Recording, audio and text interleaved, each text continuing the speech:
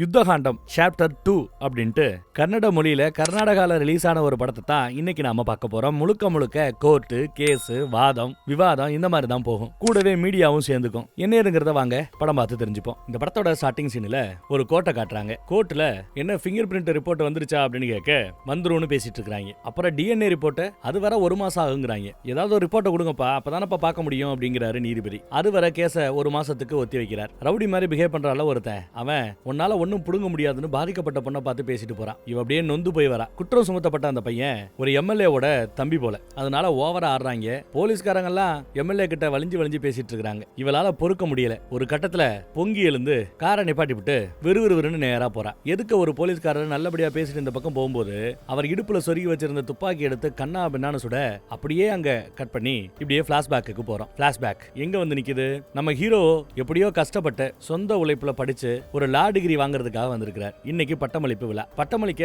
The famous லாயர்னு ஒரு பெரிய லாயரை கூட்டு வந்திருக்காங்க. அந்த பெரிய வக்கீல் பட்டமளிப்பு விழால கௌரவத்துக்கு வந்திருக்கிறாரு. படிச்ச பசங்களை கௌரவிக்கிறதுக்காக வந்திருக்கிறார். அப்புறம் அவங்களுக்கு சத்திய பிரமாணம் செஞ்சு கொடுத்து டிகிரி பதக்கம் எல்லாம் கொடுத்து நல்லபடியா பாராட்டி அனுப்புறாரு. அப்ப நம்ம ஹீரோ அவர்கிட்ட டிகிரியையும் பதக்கத்தையும் வாங்கும்போது, நான் உங்களோட பிக் ஃபேன் சொன்ன அறிமுகப்படுத்திப்பான். அப்புறம் அவர் எல்லாத்தையும் அவுத்து கொடுத்துட்டு லேட் ஆயிடுச்சுன்னு வேகமா கார்ல ஏறி கிளம்புறாரு. பின்னாடியே சில ஆட்களும் கிளம்பி போறாங்க. அவ்வளவு பெரிய வக்கீல் போல தெரியுது. இவர மாதிரி வரணுங்கிறதா நம்ம ஹீரோவோட எண்ணம். இப்போ டிகிரி கிடைச்சிருச்சு. அடுத்து எங்க போறான்னு பாருங்க. ஒரு ஹோட்டல்ல கேஷியரா உட்கார்றதுக்கு போறான். இந்த கேஷியர் வேலை பார்த்து தான் அதுல சம்பாதிச்ச பணத்தை வச்சு தான் வக்கீலுக்கு படிச்சிருக்கான் போல தெரியுது. ஒரு அம்மா வந்து ஏதோ இட்லி வடை எல்லாம் கேக்குது. 100 ரூபா கையில வச்சிருக்கு, கொடுக்குது. ஆனா அந்த பணம் கொஞ்சம் கிழிஞ்ச பணம் மாதிரி இருக்குது. என்ன இவ்வளவு கிழிஞ்சிருக்குது, வேற பணம் இல்லையான்னு கேட்க, இல்லப்பா அப்படின்னு சொன்னதும் அவரோட பாக்கெட்ல இருந்த 100 ரூபா உள்ள போட்டுட்டு கலாப்பட்டியில போட்டுட்டு கிழிஞ்ச நோட்டு எடுத்து அவர் வச்சுக்கிட்டாரு. மீதி காசு வேற கொடுக்குறாரு. சோ பணம் செல்லாதுன்னு வந்துச்சுன்னா அவனுக்கு தான் நஷ்டம். ஏலகன மனசுக்காரன். அப்புறம் முதலாளி வராப்ல அந்த அக்கௌண்ட்ஸ் புக்கு கொடுன்னு புக்ஸ் எடுத்து அக்கௌண்ட்ஸ் பார்த்துட்டு இருக்காரு. நம்ம பைய தயங்கி முன்னாடி போய் நிப்பான். உட்காருப்பாங்கிறாப்ல. என்ன அப்படின்னு கேட்க, இன்னைக்கு பட்டமளிப்பு விழா பட்டம் வாங்கிட்டேன்,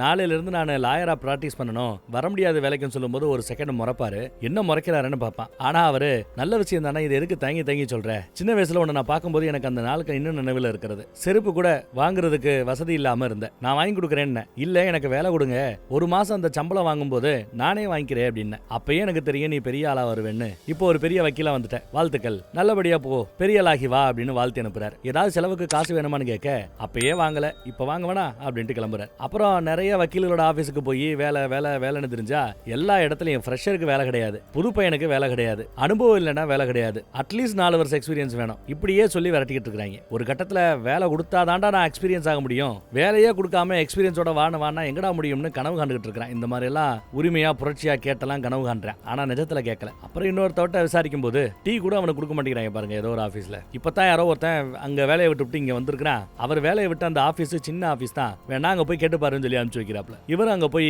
தான் ஃபைலை கொடுத்துட்டு காத்துட்டு இருக்காரு. ஃபைல் எல்லாம் பார்த்தவரு, எல்லாம் ஓகே, உனக்கு வேலை இங்க உண்டு, ஆனா சம்பளம் கிடையாதுங்கிறாப்ல. சம்பளம் இல்லாம எப்படி சார்னு கேட்டா, ஏதாவது கேஸ் எடுத்துட்டு வா, கேஸ்ல ஜெயிச்சேன்னா 60% எனக்கு, 40% உனக்கு. 100 ரூபா கேஸுக்கு ஒரு கிளைண்ட் கொடுக்குறாங்கன்னா அந்த 100 ரூபால 60 ரூபாவை முதலாளி எடுத்துப்பார், 40 ரூபாவை நம்ம ஹீரோ எடுத்துப்பான் போல. ஓகேவான்னு கேட்க, நம்ம ஆளும் சரின்னு சந்தோஷமா வந்து உட்கார்றான். உட்கார்ற இடமே பாருங்க எவ்வளவு கன்றாவியா கேவலமா இருக்குதுன்னு. அதையெல்லாம் தூசி தட்டி டேபிள் பாருங்க என்ன ஆட்டம் ஆடுதுன்னு அண்டம் கொடுத்து எல்லாம் ரெடி பண்ணி கொஞ்சமா ரெடி பண்ணிட்டு இருக்காங்க. பக்கத்துல உட்கார்ந்து இருக்கிறாள் புதுசா சொல்லிருப்பாங்களே 40 உனக்கு 60 முதலாளிக்குன்னு, அப்படிதான் சொல்லுவா. ஆனா கேஸ் எல்லாம் கொடுக்க மாட்டாங்க. அங்க பாரு இருக்கிற வக்கீல் எல்லாம் வெட்டியா தெரியுறாங்க பாருன்னு சொல்லும்போது, ஏகப்பட்ட வக்கீல் வெட்டியா தெரியுது, அரட்டை அடிக்குது, பப்ஜி விளையாண்டுட்டு இருக்கிறார் ஒரு வக்கீல். இதுதான் வக்கீலோட நிலைமைங்கிறாப்ல. இவனும் பொறுத்து பாக்குறான், இன்னும் கேஸ் கிடைச்ச பாடில்ல. அப்புறம் திடீர்னு ஒரு நாள் முதலாளி கூப்பிட்டு இருக்காருன்னு கூப்பிட்டதும் இவனும் ஓடி போய் பாக்குறான். மீட்டிங்காக அரேஞ்ச் பண்ணிருக்காங்க. யாரோ ஒரு பொண்ணு வரட்டும்னு காத்துட்டு இருக்காங்க. இன்னொரு பொண்ணு வந்ததும் மீட்டிங் ஆரம்பமாகுது. முதலாளிக்கு வேண்டப்பட்டவர் சம்பந்தப்பட்ட கேஸ். அவர்கிட்ட பிஏவ வேலை பார்க்கிற பொண்ணு தாங்கிட்ட முதலாளி தப்பா நடக்க முயற்சி பண்ணதா கேஸ் கொடுத்திருக்கா போல. பிஏவோட முதலாளி தப்பா நடக்க முயற்சி பண்ணதா சொல்லி, சரி எவிடன்ஸ் இருக்கான்னு கேட்டா ஒரே ஒரு ஸ்ட்ராங்கான எவிடன்ஸ் இருக்குது, போன் ரெக்கார்டட் வாய்ஸ் இருக்குதுன்னு சொல்லி அந்த வாய்ஸ் அப்ளை பண்ணி காட்டுறார். அந்த வாய்ஸ்ல அந்த பக்கம் பேசுறவன் திருநெல்வேலி பாஷை பேசுறான், அப்புறம் மதுரை பாஷை பேசுறான். ஸ்டார்டிங்ல திருநெல்வேலி பாஷையில ஆரம்பிச்சு முடிக்கும் போது மதுரை பாஷையில முடியுது. அதை அங்க இருக்கிற எந்த வக்கீலும் நோட் பண்ணல, நம்ம ஹீரோ தான் நோட் பண்ணி எடுத்து சொல்றான். இந்த மாதிரி ஸ்லாங் மாறுது, அப்ப இது ஜோடிக்கப்பட்டு யாராவது வச்சு அதே வாய்ஸ்ல மிமிக்ரி பண்ண முயற்சி பண்ணிருக்காங்க, இதை நம்ப வேண்டாம் அப்படிங்கிறான். நல்ல வேலிட் பாயிண்டா இருக்குது, இதே மாதிரியே வாதாடுவோம்ப்பா அப்படின்னு வேற ஒரு வக்கீலுக்கு அந்த கேஸை கொடுக்குறாரு. சார் பாயிண்ட் எல்லாம் எடுத்து கொடுத்துருக்கேன், எனக்கு கொடுக்க மாட்டேங்களான்னு கேட்டா, வேற கேஸ் வரும் தம்பி பொறுமையாருன்னு அனுப்பிச்சு வச்சுறாங்க. இவனுக்கு பாயிண்ட் மட்டும் நான் கொடுக்கணும், ஆனா கேஸ் கொடுக்க மாட்டாங்களான்னு கோவம். அப்புறம் இன்னும் 2 மாசம் ஓடிக்கிட்டு இருக்க காண்டானவன் ஒரு கட்டத்துல நேரா விறுவிறுன்னு போய் முதலாளி கிட்ட சார் அப்படின்னு டேபிள் அடிப்பான். என்னடா அப்படின்னு கேட்டா அப்படியே பம்மிடுறான். சார் சாப்பாட்டுக்கே வழி இல்ல, கேஸ் கொடுக்காம இல்லாம நான் எங்கிட்டு சம்பாதிக்கிறது, கேஸ் கொடுங்கன்னு கேட்கவும், ஓ கேஸா அப்படின்னு ஒரு ஃபைல் எடுத்து கொடுக்குறாரு. இது ஒரு ஆக்சிடென்ட் கேஸ், இந்த கேஸ்ல முதல் ஜெயிஸ்டா பாப்போம் அப்படின்னு அனுப்பிச்சு வைக்கிறாப்ல. கேஸ் அன்னைக்கு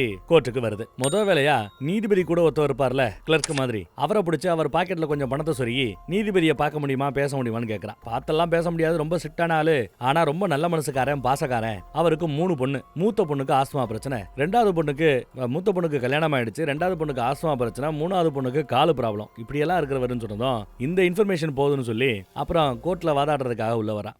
தான் கட்சிக்காரர்கிட்ட நான் மூக்கு சொரியும் போது அழுகணும்னு சொல்லிட்டான். அப்புறம் கேஸ் ஆரம்பிக்கணும்னு சொன்னதும் கணம் கோட்டார் அவர்களே அப்படின்னு கத்தும்போது, எதுக்கியா கத்துற, ஏதோ கிரிமினல் கேஸை வாதாடுறாப்ல, ஆக்சிடென்ட் கேஸ் தானே, மேட்டரை சொல்லு, நீ சொல்ல வேண்டாம், நீ சொல்லுப்பா அப்படின்னு எதிர்கட்சிக்காரரை கேட்க, அவரு சார் ரோடுன்னு இருந்தா வண்டி ஓடத்தான் செய்யும், சில வண்டிகள் தட்டத்தான் செய்யும், ஆக்சிடென்ட் ஆகத்தான் செய்யும், அதான் இன்சூரன்ஸ் போட்டு கிளைம் பண்ணிட்டாங்கல்ல, அப்புறம் என்னன்னு கேட்கறாப்ல. அதுக்கு நம்மாலு சார் இன்சூரன்ஸ் கிளைமை தாண்டி ஒரு 50,000 ரூபாய் செலவாயிருக்குது, அந்த காசை கொடுக்க மாட்டாங்களாக்கும் அப்படின்னு அவன் கேட்கறான். என் கட்சிக்காரர் ரொம்ப பாவம், 3 பொம்பளை பிள்ளைங்க, மூத்த பிள்ளைய கட்டி கொடுத்தாச்சு, ரெண்டாவது பிள்ளைக்கு வியாதி இருக்குது, மூணாவது பிள்ளைக்கு ஒரு கால்ல ப்ராப்ளம்னு அப்படி வரிசையா அடுக்கடுக்குன்னு அடுக்க நீதிபதி பார்த்து ஐயோ பாமேன்னு வருத்தப்படுறாரு. மூக்க சொரிஞ்சதும் இவன் கதறி கதறி அழுக ஆரம்பிக்க அவர் இறக்கப்பட்டு என்ன வேலை பாக்குறேன்னு விசாரிக்கிறாரு. கேப் டிரைவரா, நீ என்னையா வேலை பாக்குறேன்னு எதிர்கட்சிக்காரன் கேட்க, அவரு ரியல் எஸ்டேட்டா, அப்புறம் என்னையா 50,000 கொடுக்க வேண்டியதானே, கேஸ் க்ளோஸ்னு பெல் அடிக்க போகும்போது, சார் ஒரு நிமிஷம், வண்டி ஆக்சிடென்ட் ஆகி ரிப்பேர் பண்ண முடியாம இன்சூரன்ஸ் அது இதுன்னு அலைஞ்சதுல 6 மாசம் இவரால வேலைக்கு போக முடியல, குடும்பமே கஷ்டம், பட்டினி கிடக்குது, ஏதாவது பார்த்து பண்ணுங்கன்னு சொல்றதும், சரி கூட ஒரு 2 லட்சம் ஆக மொத்தம் 2 லட்சம் ரூபாய் கொடுத்துட்டு போயா அப்படின்னு கேஸை க்ளோஸ் பண்ணி விட்டாப்ல.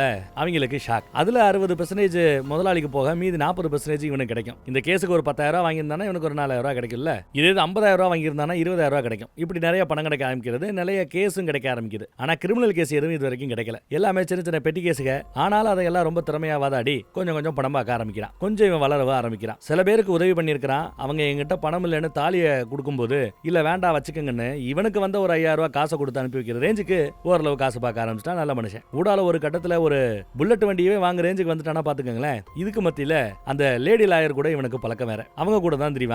அவங்க வண்டி வாங்கும் போது இவனை பாராட்டுவாங்க. அப்படியே 2 பேரும் லவ் பண்ணவே ஆரம்பிச்சிட்டாங்கன்னா பாத்துக்கங்க, எல்லாம் நல்லா கூடி வரும். அப்புறம் ஒரு கேஸ் சம்பந்தம் இவன் கோர்ட்டுக்குள்ள உட்கார்ந்து இருக்கிற நேரம் படத்தோட ஸ்டார்டிங் சீன்ல பார்த்தோமே, ஒரு பொண்ணு உட்கார்ந்து அழுவா, டிஎன்ஏ ரிசல்ட் வரட்டும் அப்புறம் பாத்துக்கலான்னு ஜட்ஜ் வாய்தா கொடுத்துருவாரு. காருக்குள்ள உட்கார்ந்து இருக்கும் போது கையெல்லாம் கிடுகிடுன்னு நடக்கும். அப்புறம் என்ன நினைச்சான்னு தெரியல, குற்றம் சுமத்தப்பட்டவனை பார்த்து நேரா நடந்து போவா. போலீஸ் கிட்ட இருந்து துப்பாக்கியை புடுங்கி இந்த பக்கம் நெஞ்சில ஒரு சுடு, அந்த பக்கம் ஒரு இடத்துல சுடு, அப்புறம் தலையில நடு நெத்தியில ஒரு சுடு. சம்பவ இடத்துலயே துடிதுடிச்சு எம்எல்ஏவோட தம்பி செத்து போறான். இந்த சமயத்துல நம்மால அங்க பைக்குக்கு பக்கத்துல நிப்பான். அவனே அந்த சத்தத்தை கேட்டு ஒரு செகண்ட் விழுந்திருப்பான். எல்லா பேரும் தெரிச்சு ஓடி இருப்பாங்க. அப்புறம் அந்த பொண்ணை பிடிச்சிடுறாங்க. அப்புறம் மீடியால எல்லாம் இதை பத்தி தான் பேச்சு. எம்எல்ஏவோட பையனை கோர்ட் வாசலே வச்சு சுட்டு கொன்னுட்டான்ட்டு. கோர்ட்டுக்கு இந்த கேஸ் இப்போ விசாரணைக்கு வருது. வக்கீலு இவளுக்கு அதிகபட்ச தண்டனையா 302 செக்ஷனின் கீழே மரண தண்டனை கொடுக்கணும்னு கேட்டுக்கிறாப்ல. என்னமா சொல்ற அப்படின்னு இவர் விசாரிக்கும் போது, 302 செக்ஷனா என்ன சார்னு கேட்க, கொலை கேசுமா, கொலை பண்ணிருக்கிறீன்னு கேட்கும்போது, கொலையா நானா இல்லவே இல்லைன்னு சொல்லி ஒரு மாதிரி பதட்டமாகி ஏக்கமாகி ஒரு கட்டத்துல அப்படியே மயங்கி விழவே செஞ்சிடறாங்க. அந்த அம்மாவுக்கு சார்பா இப்ப வக்கீல் யாருன்னு ஆஜராகலையா, அதனால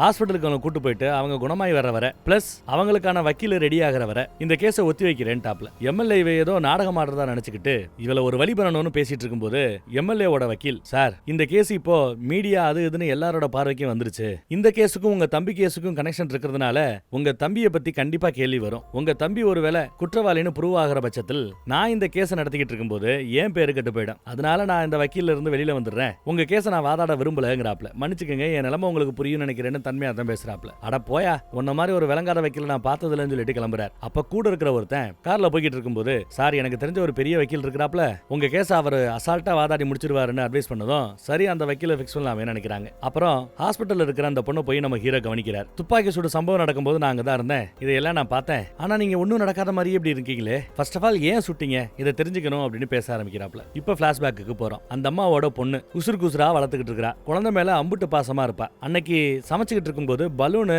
மேல இருக்கிற ஃபேன்ல மோதி வெடிச்சிடும். அதுக்கே நல்லா திட்டுவாங்கவா, கோவத்துல இருப்பா. அப்புறம் ஸ்கூல்ல கொண்டு போய் விட்டுட்டு இவங்க வேலைக்கு போயிடுறாங்க. அப்பப்போ வாட்சை பார்த்துக்கிட்டே இருக்காங்க, லேட் ஆயிடுச்சேன்னு. ஆனாலும் வேலையை முடிச்சு வெளியில வர முடியாம கொஞ்சம் பதட்டத்துல இருக்காங்க. குழந்தையும் ரொம்ப நேரமா அம்மாவுக்காக காத்துட்டு இருந்து அம்மா வரலன்னதும் சரி நடந்தே வீட்டுக்கு போயிடுவோம் விளையாடுவோம்னு சொல்லாம கொல்லாம நடந்து போக ஆரம்பிச்சிடுறா. காலையில பலூன் உடைஞ்சது இல்ல, அதனால அம்மா நிறைய பலூனை வாங்கிட்டு ஸ்ட்ரெயிட்டா வீட்டு பக்கம் வராங்க. வீட்டு சாவி அந்த பூந்தொட்டிக்குள்ள இருக்குது. பொண்ணு பேரை சொல்லி கூப்பிடுறாங்க. உள்ள பொண்ணு இருக்கிறாப்ல தெரியல. ஆக்சுவலா இவங்க பொண்ணை பிக்கப் பண்றதுக்காக வண்டியை அரேஞ்ச் பண்ணி வச்சிருப்பாங்க. எல்லாரையும் வண்டி வந்து பிக்கப் பண்ணிட்டு போகும். ஆனா இன்னைக்கு அந்த வண்டி வரல போல. போன் பண்ணி கேட்கும்போது நான் இன்னைக்கு பிக்கப் பண்ண முடியாது அப்படின்னு மெசேஜ்ல நான் போட்டனே அப்படின்னு அந்த பக்கத்துல யாரோ பேசுறாங்க. ஐயோ நான் கவனிக்கலையே, ஸ்கூல்ல தான் என் பொண்ணு இருக்காரான்னு உடனே இவங்க பதட்டமாயி குரூப்பை செக் பண்றாங்க. என்னால இன்னைக்கு வந்து பிக்கப் பண்ண முடியாதுன்னு வண்டிக்காரங்க மெசேஜ் போட்டதை அப்பதான் கவனிக்கிறாங்க. அப்புறம் பதட்டமாகுது. ஸ்கூல் பக்கம் போனா குழந்தை இருப்பாலோ இல்லையோ அழுவாலோன்னு இவங்க பதட்டத்தோட போய்கிட்டு இருக்காங்க. அதே சமயம் எம்எல்ஏவோட தம்பி எங்கேயோ வண்டியை போட்டு ஹெட்போனை மாட்டி பாட்டு கேட்டுட்டு இருக்கான். இந்த குழந்தை தனியா போய்கிட்டு இருப்பா. அவகிட்ட பேச்சு கொடுக்குறான். பின்னாடியே போய் நில்லுங்கிறான். முன்ன பின்ன தெரியாத ஆட்கள் கூட பேசக்கூடாதுன்னு எங்க அம்மா சொல்லிருக்காங்கன்னு. என் பேரு ஜாக்கி, ஓம் பேரு என்னன்னு கேட்டு தெரிஞ்சுக்கிறான். என் ஏரியா எங்க பக்கத்து ஏரியா தான், நீ எங்கன்னு கேட்க 4வது குறுக்கு தெருன்னுவா. என்ன ஸ்கூல்ல படிக்கிறேன்னு கேட்டு தெரிஞ்சுக்கிறான். என்ன ஸ்டாண்டர்ட்னு கேட்க ஃபர்ஸ்ட் ஸ்டாண்டர்ட் படிக்கிறானா. இப்போ உன்னை பத்தி என்ன பத்தி எனக்கு தெரியும், என்ன பத்தி உனக்கு தெரியும், நான் ஒன்னும் முன்னப்பிட்ட தெரியாதவன் இல்ல அப்படின்னு லைட்டா பழகி பாக்குறான். அப்ப அந்த பக்கத்துல பலூன் போய்கிட்டு இருக்க, பலூன் வாங்கி தரவா அப்படின்னு பலூனை வாங்கி கொடுக்குறான். அந்த குழந்தை பிங்க் கலர் பலூன் கேக்குது. 500 நோட்டை எடுத்து கொடுக்குறான். சேஞ்ச் இல்லைன்னு சொல்ல நீயே வச்சுக்கங்கிறான். அந்த 500 நோட்டுக்குள்ள இருந்து பவுடர் மாதிரி ஒண்ணு விழும். அப்ப போதைப்பொருள் மாதிரி மூக்குல ஏத்திருக்கான்னு அர்த்தம். வா உன்னை வீட்டுல விட்டுறேன்னு கார்ல ஏத்திக்கிறான். அந்த பக்கம் ஸ்கூலுக்கு வந்தா குழந்தை ஆல்ரெடி நடந்து போயிட்டதா சொல்றாங்க. இங்க ஏற்கனவே ஏத்துனது பத்தாதுன்னு இன்னும் மூக்குல நிறைய போதையை ஏத்திக்கிட்டு அந்த குழந்தைய நெருங்குறான். அம்மான அந்த குழந்தை கத்தும். அங்க கட் பண்ணி இப்போ போலீஸ் ஸ்டேஷன்ல காட்டுறாங்க. குழந்தைய காணோன்னு அம்மா அழுதுகிட்டு இருக்கா. குழந்தையோட போட்டோ கேக்குறாங்க. போட்டோவையும் காட்டுறா. பேரு கீரு எல்லா டீடைலையும் கேட்டு தெரிஞ்சுக்கிறாங்க போலீஸ். உடனே கம்ப்ளைண்ட் வாங்கிக்கங்க, போட்டோவை எல்லாருக்கும் நான் ஷேர் பண்ணி விடுறேன், நீங்க வீட்டுக்கு போங்க, ஏதாவது இன்ஃபர்மேஷன் கிடைச்சா நான் சொல்றேன்னு போலீஸ்காரர் சொல்லிட்டார். அவங்க அந்த குழந்தையோட ஸ்கூல்ல இருந்து வீடு வரைக்கும் நடுவுல இருக்கிற சிசிடிவி கேமரா எல்லாத்தையும் செக் பண்ணி பார்க்க சொல்லி இருக்கிறார். இங்கேயோ குழந்தை தான் கூட இல்லையேன்னு ரொம்ப வருத்தப்படுறாங்க அம்மா. அப்புறம் பார்த்தா போலீஸ் அவங்களை கூப்பிட்டு விட்டு மார்சரியில நிறைய பணங்கள் கிடக்குது, புதுசா ஏதோ ஒரு பணம் கிடைச்சிருக்குது போல, ஒரு குழந்தையோட பணம், உங்க பொண்ணு தானான்னு கன்ஃபார்ம் பண்ணணும்னு கூப்பிட்டு வந்திருக்காங்க. பதறிக்கிட்டே வரா. துணியை விலைக்கு முகத்தை காட்டும் போது அவ அப்படியே மூடிக்கிறா. தான் பிள்ளையா இருக்க கூடாதுன்னு மனசுக்குள்ளேயே வேண்டிக்கிட்டு அப்படியே மெதுவா திரும்பி பாக்குறா. தான் குழந்தை இல்ல, ஆனாலுமே அவங்களால யாரோ ஒரு குழந்தையோட பணத்தை பார்த்து கூட அழுகையை அடக்க முடியல, அழுதுட்டு இருக்காங்க. வீட்டுல பித்து பிடிச்சாப்புல நடந்துட்டு இருக்கா. இன்னும் குழந்தைய கண்டுபிடிச்ச பாடு இல்ல. மனதளவுல ரொம்பவே பாதிக்கப்பட்டிருக்காங்க. அங்கங்க செக் பாயிண்ட்ல குழந்தையோட போட்டோவை காமிச்சு யாராவது பாத்திருக்கீங்களான்னு போலீஸும் கொஞ்சம் விசாரிக்கத்தான் செய்யுது. அப்ப அந்த பக்கத்துல பலூன் நிக்கிற ஒருத்தவர் போறார். அந்த பலூன்காரனை பார்த்து போட்டோவை காமிச்சு இந்த குழந்தைய பாத்திருக்கிறியா அப்படின்னு கேக்குறாரு. ஆமாங்கிறாரு பலூன்காரர். அப்புறம் போலீஸுக்கு ஒரு சிவப்பு கலர் வண்டி ஏதோ ஒரு பாலடைஞ்ச வீட்டு பக்கத்துல நிக்கிறது தெரியுது. போலீஸ் அவங்க கிட்ட நெருங்கிட்டாங்க. போலீஸ்காரங்க கிட்ட இருந்து போன் வந்ததுமே வேக வேகமா ஓடியாரா. பாவம் அம்மா ஓடியாராங்க. அந்த பாலடைஞ்ச அந்த ஏரியா பக்கம் போலீஸ்காரங்க ஆதாரம் கிடைக்குதான்னு சுத்தியும் முத்தியும் தடயவியல் நிபுணர்கள்லாம் தேடி பார்த்துட்டு இருக்காங்க. அங்க ஒரு டெட் பாடி கிடக்குதுங்க. தான் பொண்ணா இருக்குமோன்னு இந்த பக்கம் கதறி கத்திக்கிட்டு இருக்கா. 2 போலீஸ்காரங்க சேர்ந்தும் அவங்கள அடக்க முடியல. பக்கத்துல போக வேண்டாம், எவிடன்ஸ் அப்படின்னு தடுக்கிறாங்க போலீஸ்காரங்க. கொஞ்சம் கண்ட்ரோலா இருங்கன்னு சொல்ல அவங்க உட்காந்து ஓன்னு அழுக ஆரம்பிச்சிட்டாங்க. இந்த பக்கம் குழந்தையோட பேக், குழந்தையோட லஞ்ச் பாக்ஸ் எல்லாம் கிடக்குதுங்க. அந்த குழந்தையோட உடம்பு முழுக்க நெக கீறல்கள், ரத்த காயம், அலறி போய் கிடக்குது. பாவம் டாக்டர்ஸ் குழந்தை உயிரோட இருக்கா இல்லையான்னு செக் பண்ணி பார்த்துட்டு இருக்காங்க. குழந்தை இறந்துருச்சா உயிரோட இருக்காங்கிறத நமக்கு தெளிவா காட்டல. ஆம்புலன்ஸ்ல ஏத்திட்டு போறாங்க. அப்புறம் அந்த குழந்தை கோமாக்கு போயிடுச்சான். சம்பவம் நடந்து இப்ப 2 வருஷம் ஆயிப்போச்சு. கடந்த 2 வருஷமாவே அந்த குழந்தை பாவம் கோமால தான் கிடக்குதான். இப்படி எல்லாம் சொல்லி அந்த தாய் வருத்தப்படுது பாவம். அப்புறம் அவரு கோமால கிடக்குற அந்த குழந்தையும் பார்த்துட்டு தான் போறாரு. அப்பயே முடிவு பண்ணிட்டார் இந்த கேஸ் எடுக்கணும்னு. அந்த பக்கம் பார்த்தா எம்எல்ஏ அந்த பெரிய லாயரை தன்னோட வக்கீலா பிக்ஸ் பண்ணிக்கிறார். மிகப்பெரிய அளவுல ஒரு ஃபீஸை வாங்கிட்டு தான் அவரு இவருக்காக வாதாட போறார். மீடியால பார்த்தா எம்எல்ஏவோட சார்பா வாதாட இருக்கிறவர் ஒரு பெரிய வக்கீலுங்கிறது காட்டு தீ மாதிரி பரவுது. அப்புறம் தான் முதலாளி கிட்ட போய் இந்த மாதிரி நான் அந்த கேஸ் எடுக்க போறேன்னு சொன்னதும் முதலாளி கண்ணா அப்படின்னு திட்டுறாரு. என்ன விளையாடுறியா, இந்த கேஸ்ல என்ன கிடக்குது, என்ன உன்னால வாதாட முடியும், கோர்ட்ல இருக்கிற சிசிடிவி கேமராலேயே ரொம்ப தெளிவா அவ சுட்டது ரெக்கார்ட் ஆயிருக்குது. பத்தாவதுக்கு கேஸ உனக்கு ஆப்போசிட்ல வாதாட போறது அந்த பெரிய வக்கீல். ஒரே மாசத்துல தீர்ப்பு வந்தாலும் ஆச்சரியப்படுறதுக்கு இல்ல. இதுல தேவையில்லாம நீ மூக்கு நுழைச்சு அவமானப்பட்டேன்னா அது என்னோட கம்பெனிக்கு தான் கெட்ட பேரு. ஒரு காலம் இது ஒத்துக்க மாட்டேன்னு பிரச்சனை பண்றாரு. அவரை எதிர்த்து தனியாலவே இந்த கேஸ் எடுத்து நடத்தலாமான்னு கூட நம்ம ஹீரோக்கு தோணுது. சேர்ல வந்து உட்கார்ந்தவர் அதை ஏன் நினைச்சிட்டு இருக்க. அப்போ ஒரு சின்ன பையன் டீ ஊத்திட்டு இருப்பான். டீ ஊத்துற அந்த பையனை பார்த்து அங்க 6 வயசு குழந்தைய இந்த மாதிரி கோரமா ஒருத்தவன் தூக்கி எறிஞ்சிருக்கான். அதை பத்தி எல்லாம் கவலைப்படாம இவங்களுக்கு பிரச்சனை வரும்னு இவங்க எல்லாம் பயப்படுறாங்க. இவங்க எல்லாம் மனுஷங்க தானா, இவங்களுக்காக நம்ம வேலை பார்க்கணுமா, எல்லாத்தையும் தாண்டி சொல்லு, அந்த கேஸ் எடுத்து நடத்தணுமா சொல்லு அப்படின்னு கேட்க டீ தம்பி முழிக்கிறான். அப்புறம் காசை கொடுக்கும்போது காசு வேணா, இந்த கேஸ்ல நீங்க ஜெயிச்சிருங்க, அப்புறம் நான் உங்ககிட்ட காசு வாங்கிக்கிறேன், அது வரைக்கும் ஃப்ரீன்ட்டான். டீ இந்த டீ காசே வேணாங்கிறான், ஃப்ரீங்கிறான். இந்த கேஸை எடுத்து நடத்துங்கிறதுக்கு ஒரு உத்வேகமா அது இருக்குது. சரின்னு ரிஸ்க் எடுக்கலாம்னு முடிவு பண்ணிட்டார். அப்புறம் ஜெயிலுக்கு போய் அந்த அம்மா கிட்ட ஒரு ஃபார்ம்ல கையெழுத்து வாங்குறார். இந்த ஃபார்ம்ல கையெழுத்து வாங்கினாதான் அதுல என்ன எழுதிருக்குன்னா இல்லனா இன்னார் தான் எனக்கு வக்கீல், இவர் என்ன ரெப்ரசென்ட் பண்ணி கோர்ட்ல வாதாடலாம்னு இருக்கும். அதுல அவ கையெழுத்து போட்டு கொடுக்குறா. நிறைய ரிசர்ச் பண்றார். சிசிடிவி ஃபுட்டேஜ பல முறை அவர் திரும்ப திரும்ப பாக்குறார். அடுத்து அந்த கேஸ் கோர்ட்டுக்கு வருது. தனியால உட்கார்ந்துட்டு இருக்கும்போது லவ்வர் பக்கத்துல வந்து உட்கார்றா. என்கிட்ட ஒரு வார்த்தை சொல்லிருக்கலாம்ல, நீயே எல்லாம் முடிவு எடுக்கிற,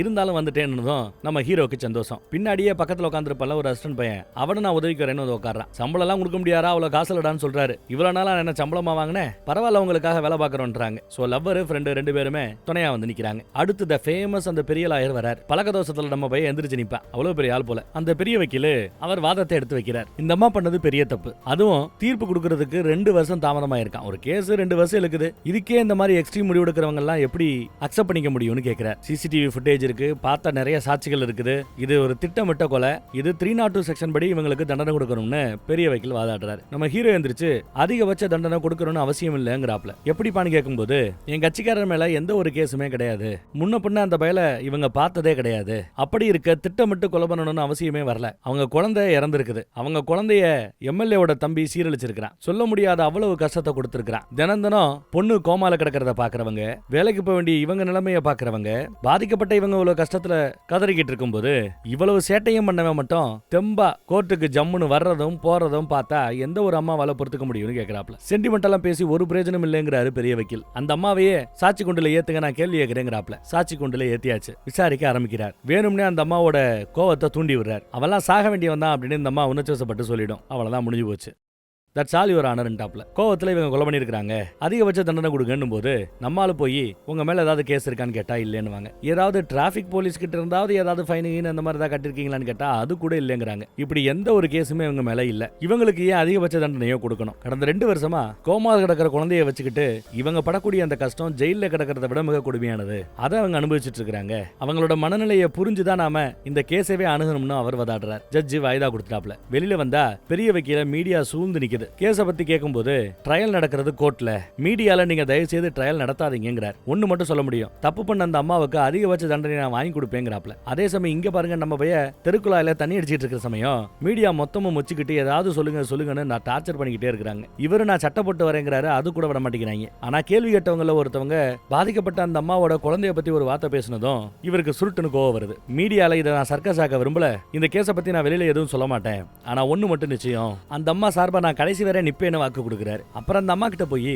அந்த சிசிடிவி ஃபுட்டேஜ போட்டு காட்டுறார். அதுல அந்த துப்பாக்கியில 3 முறை சுட்டிருப்பாங்க. 3 தோட்டாவும் அந்த ஆள் மேல பட்டிருக்கும், செத்துருப்பேன். ஆனா அதன் பிறகும் கூட துப்பாக்கியில தோட்டா இல்லைன்னு கூட தெரியாம திரும்ப திரும்ப அழுத்திக்கிட்டே இருக்கிறீங்களே, ஏன் அப்படி பண்ணீங்கன்னு கேட்கும்போது எனக்கு எதுவுமே ஞாபகம் இல்லைங்கிறாங்க. என்னங்க சொல்றீங்க, ஞாபகம் இல்லையா அப்படின்னு இவன் ஆச்சரியப்பட கேட்கிறான். ஆமா, காருக்குள்ள பதட்டத்தோட போய் உட்கார்ந்ததான் எனக்கு ஞாபகம் இருக்குது. அதுக்கு பிறகு நான் எந்திரிச்சு நடந்து வந்ததையோ இல்ல இந்த சிசிடிவி ஃபுட்டேஜ்ல இருக்கிறாப்ல போலீஸ்காரங்க கிட்ட துப்பாக்கியை புடுங்கி பல தடவை சுட்டதோ எனக்கு எதுவுமே ஞாபகம் இல்லைங்கிறாங்க. இவருக்கு ஒன்றும் புரியல.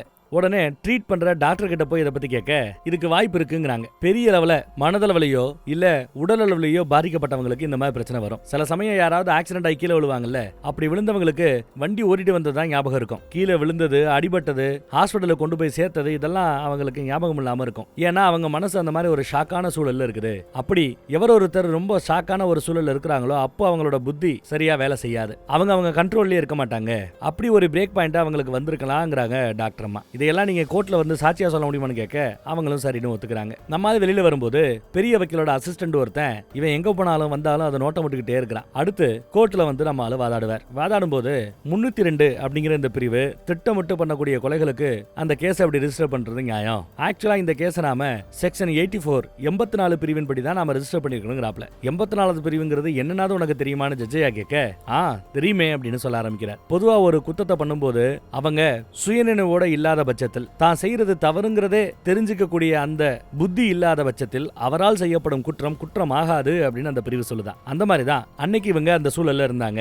அவங்க என்ன பண்றாங்கிறது அவங்களுக்கே தெரியாம இருந்த சூழல்ல அதெல்லாம் நடந்துருச்சு. அதனால 302 செக்ஷனை தூக்கிட்டு 84வது செக்ஷனுக்கு கீழே இந்த கேஸை விசாரிக்கும்படி கேட்டுக்கொள்கிறேங்கிறாப்ல. உடனே பெரிய வக்கீல், என்ன விளையாடுறீங்களா? அவங்க குழந்தைக்கு பிரச்சனை எல்லாம் ஆனது 2 வருஷத்துக்கு முன்னாடி. 2 வருஷம் ஆகியும் அவங்க அந்த ஷாக்ல இருந்து இன்னும் மேலில்லைங்கிறது எந்த விதத்துல நியாயம்? அதெல்லாம் ஒத்துக்க முடியாதுங்கிறாரு பெரிய வக்கீல். இல்ல இத பத்தி நான் சாட்சி சொல்லணும்னா சாட்சியாக நான் கூப்பிட இருக்கிறது ட்ரீட் பண்ணக்கூடிய டாக்டர்னு டாக்டரை கூப்பிடுறாப்ல. டாக்டர் வந்து நிக்கிறாங்க. அம்மாவை ட்ரீட் பண்றது இந்த டாக்டர் இல்ல, வேற ஒரு டாக்டர். இந்த டாக்டர் குழந்தைய தான் ட்ரீட் பண்ணிட்டு இருக்காங்க. அந்த குழந்தைய பத்தி சொல்லுங்க, அவங்க குழந்தைக்கு என்னெல்லாம் பிரச்சனை உண்டுன்னு கேட்டா உடம்பு முழுக்க கீறல்கள், நிறைய ரத்தப்போக்கு ஏற்பட்டிருக்குது, சாப்பிட்டுட்டு தூக்கி இருக்கிற ஒரு பழத்தை மாதிரி கசச்சு போட்டு போயிட்டான் அப்படின்னு புலம்பி தள்ளிட்டு இருக்காங்க. அப்புறம் ஒரு இடத்த தயங்கிட்டே இருக்கும்போது பரவாயில்ல தயங்காம சொல்லுங்க சொல்லுங்கன்னு நம்மால் கேட்பான். இல்ல இவ்வளவு கூட்டத்துக்கு மத்தியில சொல்றதுக்கே எனக்கு ஒரு மாதிரியா இருக்குன்றாங்க. நீதி கிடைக்கணும்னா எல்லாருக்கும் முன்னாடி நாம பளிச்சுன்னு சொன்னாதான் சாத்தியம், சொல்லுங்க அப்படின்னு கேட்கும்போது ரொம்ப ஷாக்கான ஒரு நியூஸை டாக்டர் அம்மா சொல்றாங்க. அந்த குழந்தையோட பாலின உறுப்பையே அந்த நாயி வெட்டி எடுத்திருக்கானா. இதை கேட்டது அந்த தாயால தாங்கிக்க முடியாம கதறி கதறி கதறி கதறி கதறாங்க. அவ்வளவு அழுக,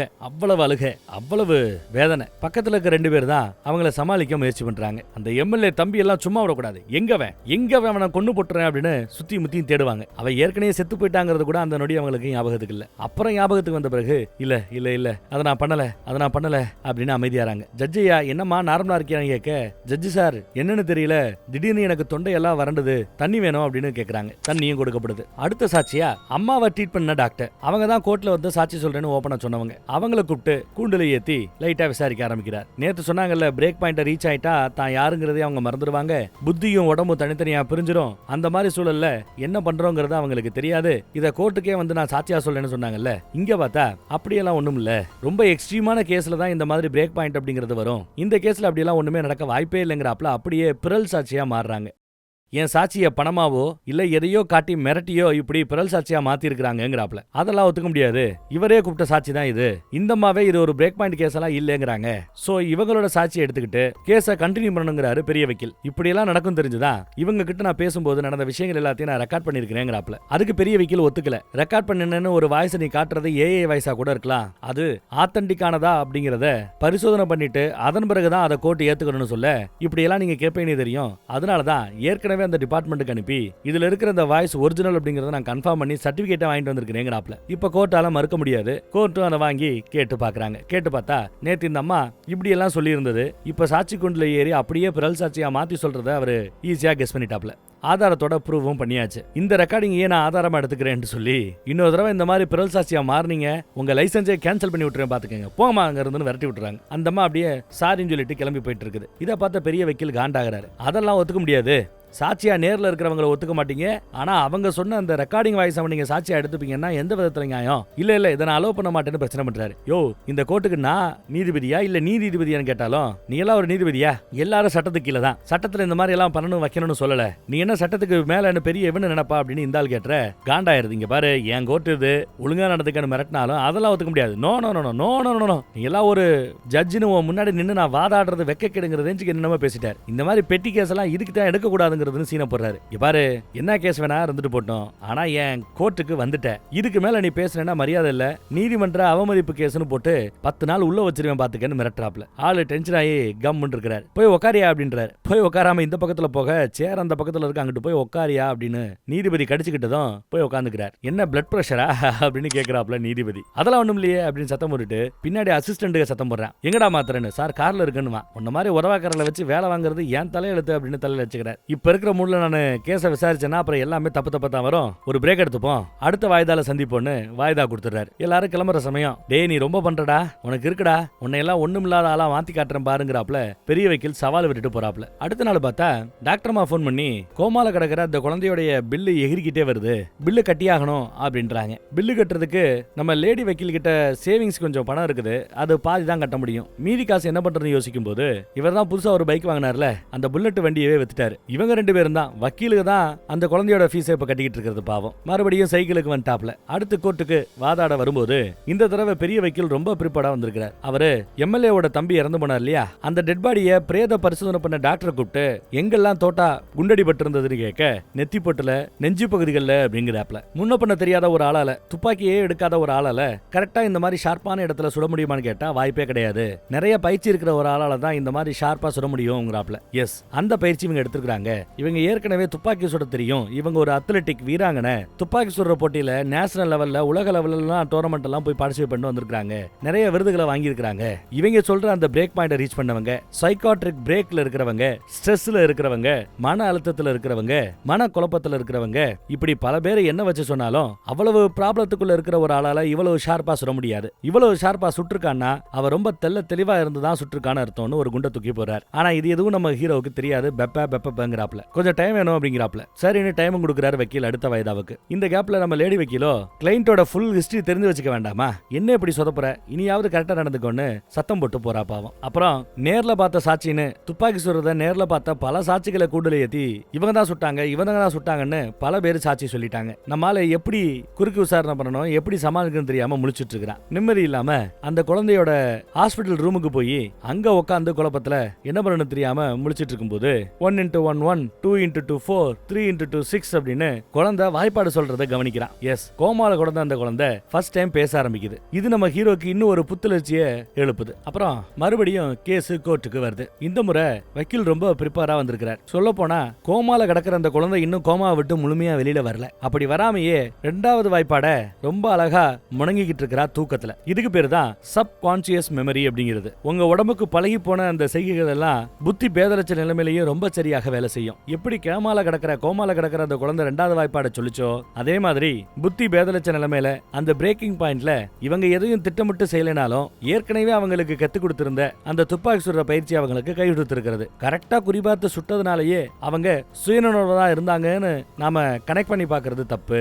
புத்தி பேதலச்ச எவ்வளவோ பைத்தியங்கள் சாப்பாட வாய் வழியா தான் சாப்பிடுறாங்க. எனக்கு புத்தி பேதலிச்சிருச்சுங்கிறதுனால வேற வழியா சாப்பிடுறது இல்லையே. அவங்க கரெக்டா வாய் வழியா சாப்பிடுறாங்கிறதுனால அவங்க பைத்தியம் இல்லைன்னு சொல்லிட முடியுமா, ரிலீஸ் பண்ணிட முடியுமான்னு கேட்கிறான். வாஸ்தவமான வாதம் தான். நீ என்னப்பா சொல்ல வர அப்படின்னு பெரிய வக்கீல நீதிபதி கேட்டா, சார் எனக்கு கொஞ்சம் டைம் வேணும், வாய்தா கொடுங்கன்னு கேட்கிறாப்ல. போன தடவை அவன் கேட்டான், இந்த தடவை நீ கேட்கறியா அப்படிங்கிறாரு. வாய்தா கொடுத்துறாருன்னா அப்புறம் பாருங்க எம்எல்ஏ பெரிய வக்கீல பார்த்து சத்தம் போடுறாரு. உங்களால முடியலன்னா சொல்லுங்க, நான் வேற பெரிய வக்கீல வச்சு நான் பாத்துக்கிறேங்கிறாப்ல. இல்ல அதுக்காக இல்ல, பொதுவா எதிர்த்தரப்பு வக்கீல என்ன மாதிரி வாதம் பண்றான் அப்படிங்கறத நம்ம முன்னாடியே கணிச்சிட்டோம்னா ரொம்ப ஈஸியா அவங்கள டம்மி பண்ண முடியும், வாதம் பண்ண முடியும். ஆனா இவன் எப்படி வாதத்தை கொண்டு வர போறாங்கிறதையே கணிக்க முடியாம இருக்குன்னு சொல்ல அவ்வளவுதானே. அவங்கிட்ட இருக்கிற ஃபைலு பிண்டு துட்டு பேப்பர்ல இருந்து எல்லாத்தையுமே அவன் என்னென்ன இதுவரை கண்டுபிடிச்சிருக்கான்னு மொத்த விஷயத்தையும் கொண்டு வந்து உங்ககிட்ட கக்குறேன் கொடுக்குறேன். அப்ப உங்களால இந்த கேஸை முடிக்க முடியுமான்னு கேட்க, எஸ் சாத்தியமானு கேட்கிறாரு. எம்எல்ஏ நானு சாத்தியம் தான். எலெக்ஷன் மட்டும் பக்கத்துல வரலன்னா இந்த விஷயத்தை நான் கோர்ட் வர கொண்டு வந்திருக்கவே மாட்டேன். எலெக்ஷன் வரதுனால தான் இவ்வளவு அடக்கி வாசிக்கிறேங்கிறாப்ல. அப்புறம் பாருங்க என்ன நடக்குதுன்னு. நம்ம ஹீரோ வீடு புகுந்து இருக்கிற திங்ஸ் எல்லாத்தையுமே குட்டியான வண்டியில ஏத்திக்கிட்டு எல்லாம் கிளம்பி போயிட்டே இருக்கிறானுங்க. அப்ப நம்ம ஹீரோ சைக்கிள் இந்த பக்கத்துல வருவாப்ல. என்ன நடக்குதுன்னு உள்ள வந்தா ஹீரோவை அச்சு போட்டு மொத்த ஃபைலையும் குட்டியானையில ஏத்தி கிளம்புறானுங்க. அப்பதான் நம்ம ஹீரோ ஒண்ணு கவனிக்கிறான். கடைசியா நம்மால அந்த கேஸ் சம்பந்தப்பட்ட மேட்டர் எல்லாம் ஒரு குட்டி டைரியில தான் எழுதி வச்சிருப்பாரு. அது பாத்ரூம் பக்கத்துல இருக்கும். அதை அவங்க விட்டானுங்க. அதை எடுத்து முதுகுல சொருகி வச்சுக்கிட்டு குட்டியானையை விரட்டி வந்துகிட்டு இருக்காரு. எதுல? சைக்கிள்ல. அவ்வளவு வேகமா விரட்டி வரும்போது எதுக்கு வந்து ஒரு கண்டெய்னர் லாரி கூட மோதிட்டாப்ல. அவ்வளவுதான் ஜோலி முடிச்சான்னு பார்த்தா சாகல, உயிரோட தான் இருக்கிறார். உடனே குட்டியான வண்டி அங்க இருந்து வண்டியை திருப்பிட்டு ஓடிடுது. நடந்தே விரட்டி வர்றாரு. அப்படி விரட்டி வந்தவரு இந்தா இதையே வச்சுக்கன்னு அந்த டைரியையும் வீசி எறிகிறார். ஏன் வலுக்கட்டாயமா அந்த டைரியை வீசி எறிகிறாருன்னு நீங்க யோசிக்கணும். அந்த டைரியில ஏதோ ஒரு மேட்டர் இருக்குது. அத நம்ம ஹீரோ வாண்டடா கோர்ட்ல சொல்லணும்னு விரும்பல. அதுதான் உண்மையை கண்டறியும் சோதனைங்கிறது. பொதுவா இதெல்லாம் நம்ம பண்ணணும் வைக்கணும்னு நம்ம ஹீரோ கேட்கும்போது ஜட்ஜோ இல்ல அந்த மனித உரிமை ஆணையம் இந்த மாதிரி பல விஷயங்கள் குறுக்கால வரும். உண்மையை கண்டறியும் சோதனை எல்லாம் பண்ணக்கூடாதுன்னு அவ்வளவு ஈஸியா ஒரு கேஸ்ல அதெல்லாம் உள்ள கொண்டு வர மாட்டாங்க. நாம கேட்டும் பிரயோஜனம் இல்ல அப்படி இப்படின்னு நம்ம பசங்க டீ சாப்பிடும் போது டிஸ்கஸ் பண்ணிட்டு இருப்பாங்க. அதே மேட்டரை பெரிய வக்கீல் அவரா கோர்ட்ல வாதமா எடுத்து வச்சா அதுக்காகத்தான் வாண்டடா இந்த டைரியை வீசி எறிஞ்சிட்டு போயிருக்கிறா. அது தெரியாம இங்க ஏகப்பட்ட அசிஸ்டன்ட் வக்கீலுக இருக்கிற ஃபைல் எல்லாம் நோண்டி பார்த்துட்டு இருக்கும்போது அந்த டைரி ஒருத்தங்க கையில கிடைக்குது. ஹேண்ட் ரைட்டிங் நல்லா இல்லைன்னு கம்ப்ளைண்ட் பண்ணிட்டு இருக்கிறேன். அது வாடா முக்கியம். எப்படி இந்த கேஸ்ல வாதாடுறது? இன்னும் ஒரு சாலிடான எவிடன்ஸை கொடுக்கலையே. சாலிடான எவிடன்ஸ் கொஸ்டின் மார்க் இப்படி எல்லாம் போட்டு எழுதிருப்பான் போல. அதுல இந்த உண்மையை கண்டறியும் சோதனை அதுங்கிறத எழுதியிருக்கிறான். ஆனா கீழேயே ஒரு கால் அதுல தோத்துட்டா அப்படிங்கறதையும் அவன் எழுதியிருக்கிறான். இதைத்தான் அந்த பெரிய வக்கீல் பார்க்கணும்னு நினைச்சு விரட்டி வந்து அந்த டைரியை வீசி எறிஞ்சிட்டு போனது. அதை பார்த்ததும் வக்கீல் ரொம்ப சந்தோஷப்படுறாப்ல. இதுதான் நமக்கு வேணும்னு ரொம்ப சந்தோஷப்படுறாரு. இன்னையோட இந்த கேஸை முடிச்சிடலான்னு ரொம்ப சந்தோஷமா பேசிட்டு இருக்காங்க அவங்க. ஆனா நம்ம ஹீரோ பாருங்க கையில கட்டு போட்டு கோர்ட்டுக்கு வந்திருக்கிறார். என்னடா பெரிய காயம் மாதிரி தெரியுதுன்னு கூட இருக்கிறவங்க கேட்ட சின்ன காயம் தான் அப்படிங்கிறாப்ல. நீதிபதியை பார்த்துட்டு என்னன்னு கேட்கிறாரு. சைக்கிள் சைக்கிள்ல இருந்து கீழே விழுந்துட்டேங்கிறான். சைக்கிளா தம்பி ஓட்டுற அப்படின்னு கேட்க, ஆமாங்க சார், இயற்கைக்கு ஆபத்துங்கிறதுனால புகையில்லாத சைக்கிளை ஓட்டிட்டு இருக்கேன்னு சொல்ல, சூப்பர் தம்பி சூப்பர்னு பாராட்டுறாரு நீதிபதி. அப்புறம் கேஸை ப்ரொசீட் பண்ண சொல்றாரு. சைக்காட்ரிக் பிரேக்குங்கிறது, பிரேக்கிங் பாயிண்ட்ங்கிறது, சப்கான்சியஸ் மெமரிங்கிறது, இதையெல்லாம் கோர்ட்ல எப்படி ப்ரூவ் பண்ண முடியும்? எல்லாம் அந்த அம்மாவுக்கு தெரிஞ்சும் எதுவுமே தெரியாத மாதிரி நடிச்சிட்டு இருக்குது அந்த அம்மா. கோர்ட்டுக்கு தேவை எவிடன்ஸ், ப்ரூஃப். அவளோட மென்டல் ஸ்டேட்டோட உண்மைத்தன்மையை எப்படி கண்டுபிடிக்கிறது? அதுக்கு உண்மையை கண்டறியும் சோதனையை நடத்தியே ஆகணுங்கிறாப்ல. அந்த டெஸ்ட்டுக்கு பேரு நார்கோ அனாலிசிஸ் டெஸ்ட். அந்த உண்மை கண்டறியும் சோதனையை நடத்தணும்னா அந்த அம்மா உண்மை சொல்லுதா பொய் சொல்லுதாங்கிறத ஈஸியா கண்டுபிடிச்சிட முடியுங்கிறாப்ல பெரிய வக்கீல் போட்டார். இவன் போட்ட அந்த தூண்டில தெரியாதனமா அவருக்கு அடிச்சிட்டாரு. உடனே நீதிபதியும், உங்களுக்கு ஏதாவது அப்ஜெக்ஷன் இருக்குதா, மறுக்கிறீர்களா அப்படின்னு கேட்க, இவ்வளவு எக்ஸ்பீரியன்ஸ் இருக்கிற பெரிய வக்கீல் இந்த உண்மையை கண்டறியும் சோதனை வேணும்னு கேட்கிற இடத்துல நான் எப்படி முடியாதுன்னு சொல்ல முடியும்? எனக்கு ஓகே தான், பண்ணிருவோங்கிறாப்ல. உடனே அசிஸ்டண்ட பார்த்து முறைக்கிறாப்ல. மறுப்பான்னு பார்த்தா ரொம்ப சந்தோஷமா ஏத்துக்கிறானே, மாட்டிக்கிட்டோமோன்னு யோசிக்கிறார். நீதிபதியே இதை புரிஞ்சுக்கிட்டு தவளை தாவாயால தான் கெடும்னாங்க, அதை இன்னைக்கு தான் நேர்ல பாக்குறேன்ட்டு டெஸ்ட்டுக்கு அப்ரூவ் பண்ணிட்டார். இல்ல சார் அது வேண்டான்னு சொல்ல வரதுக்குள்ள கோர்ட் அர்ஜென்ட்னு பெல் அடிச்சுட்டு போயிட்டாப்ல. என் டைரியில என் ஹேண்ட் ரைட்டிங் கொஞ்சம் கேவலமா இருக்கும், படிக்க கஷ்டப்படுவீங்கல்ல, கொஞ்சம் கூட்டி கூட்டி படிச்சு பாருங்க, சரியா வரும்னு சொல்லி நக்கல் பண்ணிட்டு போறான். எம்எல்ஏ வேற சரியான முட்டா கூட்டத்துக்கிட்ட வந்து மாட்டிக்கிட்டேன்னு நக்கல் பண்ணிட்டு போறாரு. எம்எல்ஏவும் கோவத்துல. அவ்வளவு பெரிய வக்கீல் கோர்ட்ல தனிமரமா உட்கார்ந்துட்டு இருக்கிறார். ஃபைனலா அவர்களுக்கு ஆழ்ந்த உறக்கத்துக்கு போகக்கூடிய மயக்க மருந்தை கொடுத்து டாக்டர்ஸ் உண்மையை கண்டறியும் அந்த சோதனையை நடத்துறாங்க. இந்த பக்கம் பார்த்தா நம்ம லேடி வக்கீல ஒருத்தவர் பார்க்க வர்றாரு. இவர் நம்ம எம்எல்ஏவோட கான்ட்ராக்டுக்கு வேலை பார்க்கிற ஆளு. தான் தம்பியோட டிஎன்ஏவை அழிக்க சொல்லி, டிஎன்ஏ ஆதாரங்கள் கிடைக்க கூடாதுன்னு சொல்லி அந்த ரிப்போர்ட்ஸை, அந்த சாம்பிள்ஸ் எல்லாம் அழிக்கிறது, ரிப்போர்ட்டை திருடுறதுன்னு இந்த வேலையெல்லாம் பார்க்க சொல்லியிருப்பாப்ல. இதையெல்லாம் அந்த ஆளு பார்த்திருப்பான். ஆனா எவிடன்ஸை அழிக்கல, அந்த ரிப்போர்ட்டை டிஸ்ட்ராய் பண்ணல. ஏன்னா எலெக்ஷன் வரும்போது நிறைய காசு பார்க்கலாமேன்னு அழிச்சிட்டதா பொய் சொல்லி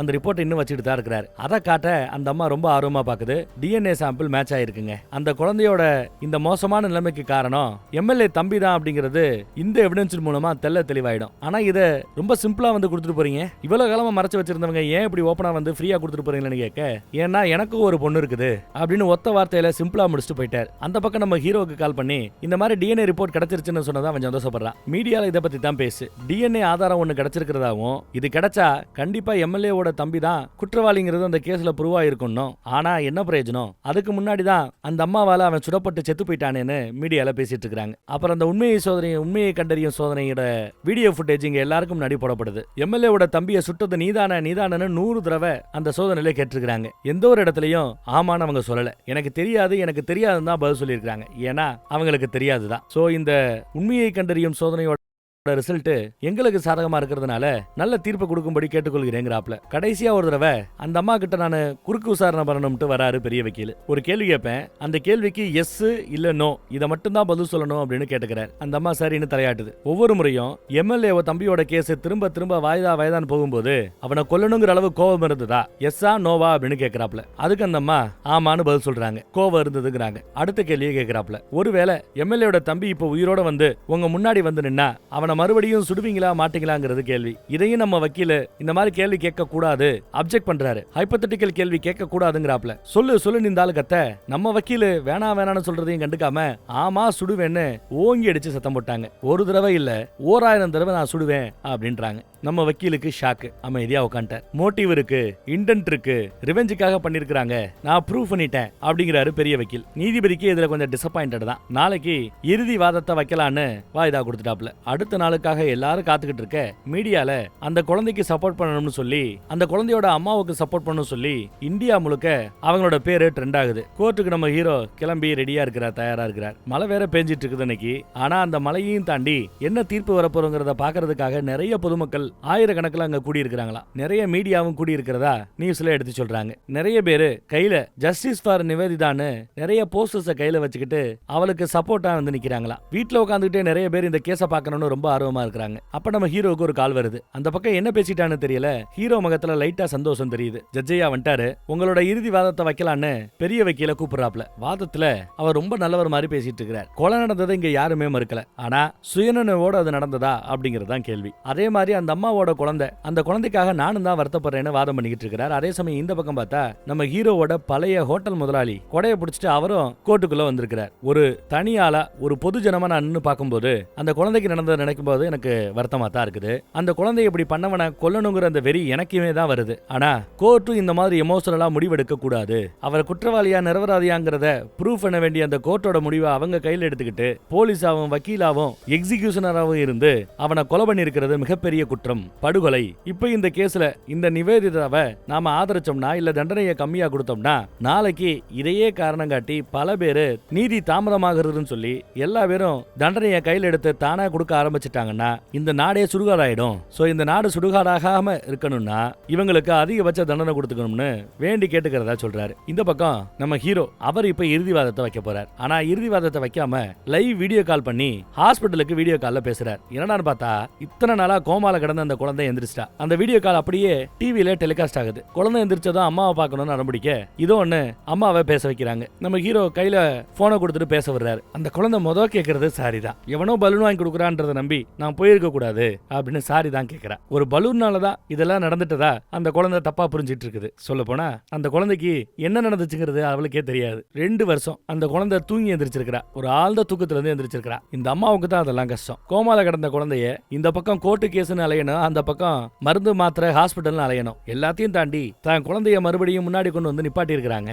இவங்க ஒரு வாரியர், வீராங்கனைன்னு பாராட்டுறாப்ல. இப்போ குழந்தை எந்திரிச்சு உட்காந்துருச்சு. ஆனா அம்மா எங்கன்னு கேட்கும்போது ஜெயில கிடக்குறான்னு சொன்னா அந்த குழந்தையோட நிலைமை என்ன ஆகுன்னு யோசிச்சு பாருங்கிறாப்ல. ஆனா இங்க கோர்ட்டுக்கு ஃபேக்ட் தானே முக்கியம், உண்மை தானே முக்கியம். இந்த கேஸுக்கு செக்ஷன் 84ங்கிறது ரொம்ப அருமையாக பொருந்தும். சம்பவத்தன்னைக்கு அவனை சுட்டு தள்ளும் போது அவங்க சுயநினைவுல இல்ல. பெரிய வக்கீல உண்மையை கண்டறியும் சோதனையை பண்ண சொன்னாரு, பண்ணியும் காமிச்சோம். இது மட்டும் இல்ல, இந்த மாதிரி எவ்வளவோ கேஸ் இருக்குது. இது எல்லாம் ரியல்ல நடந்த பழைய கேஸுங்க. இதையெல்லாம் நான் கோட் பண்ண விரும்புறேன்னு சொல்லி கோட் பண்ண ஆரம்பிக்கிறார். பொதுமக்களை பார்த்து உங்களுக்கு ஏதாவது டவுட் இருந்தா கூகுள்ல கூட இந்த கேஸை பத்தி நீங்க சர்ச் பண்ணி பார்க்கலாங்கிறாரு. ஸ்ரீகாந்த் ஆனந்த் போஸ்லா மகாராஷ்டிராவை சேர்ந்தவர். அவர் போட்ட ஒரு கேஸ், போஸ்லேங்கிறவர் கொலை செஞ்சதா சொல்லி அவரை ஜெயில போட்டு அடைச்சிருக்காங்க. இதே செக்ஷன் 84 பிரிவின் கீழே அவர் மனநிலை சரியில்லாம இருக்கும்போது அந்த குற்றம் நடந்ததா சொல்லி அவரை விட்டுட்டாங்க. செல்வராஜ்னு தமிழ்நாட்டை சேர்ந்தவர். அவருக்கும் மென்டல் இல்னஸ் ப்ராப்ளம் இருக்குன்னு சொல்லி அவர் குற்றவாளி இல்லைன்னு சொல்லி கோர்ட் இந்த செக்ஷனுக்கு கீழே அவரை ரிலீஸ் பண்ணி இருக்குது. சோ நீங்க கேட்கிற ஃபேக்ட் இந்த கேஸுகள்ல இருக்குது. என்னோட கிளைண்ட் நிவேதிதா